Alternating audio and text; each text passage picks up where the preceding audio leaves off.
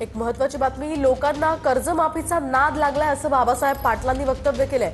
कर्जमाफीवरून सहकार मंत्री बाबासाहेब पाटलांनी हे वादग्रस्त विधान खरं तर केलंय। आम्हाला निवडून यायचंय असं म्हणत त्यामुळे निवडणुकीत आम्ही काहीतरी आश्वासनं देतो असंही पाटील म्हणाले। तर बाबासाहेब पाटलांचं हे विधान चुकीचं असल्याचं छगन भुजबळांनी म्हटलंय।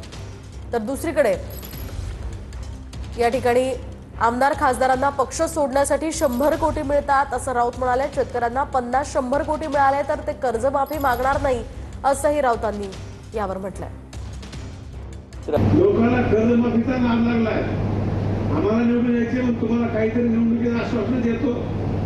लोकांनी ठरवायला पाहिजे अगोदर काय मागायचे। एखाद्या गावामध्ये निवडणुकीत अनिल भाईंसारखा माणूस गेला आणि लोकांना सांगितले की आमच्या गावाला नदी आणून देईल, त्याला आम्ही मतदान करणार। त्याने काय मागणं ठरवलं ना, अनिल भाईदास म्हणाले आजची वेळ हल्ल्याच्या नदी देऊन टाकतो तुला। म्हणून मित्रांनो, मागणाऱ्यांनी काय मागावं ते ठरवा।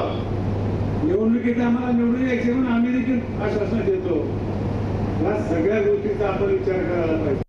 आता त्याला जे आमचे नेते आहेत त्याचं चुकीचं विधान आहे, म्हणजे आहेच ते, असं नाद लागणं वगैरे बोलणं। आता अजितदादा त्याच्यात लक्ष घालतील ना।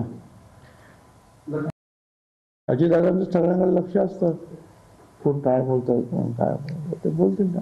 बरोबर आहे, ते बोलतात। ते कर्जमाफीचा नाद यासाठी लागलेला आहे कारण हे जे कृषी मंत्री आहेत किंवा आमदार आहेत, खासदार आहेत त्यांच्या पक्षाचे, ते शेतकऱ्यांची पिळवणूक करतात। या आमदार खासदारांना पक्ष सोडण्यासाठी 100 कोटी मिळतात, तसे शेतकऱ्यांना मिळत नाहीत। जर तसे शेतकऱ्यांना 50-100 कोटी मिळाले तर नक्कीच ते कर्जमाफी मागणार नाही।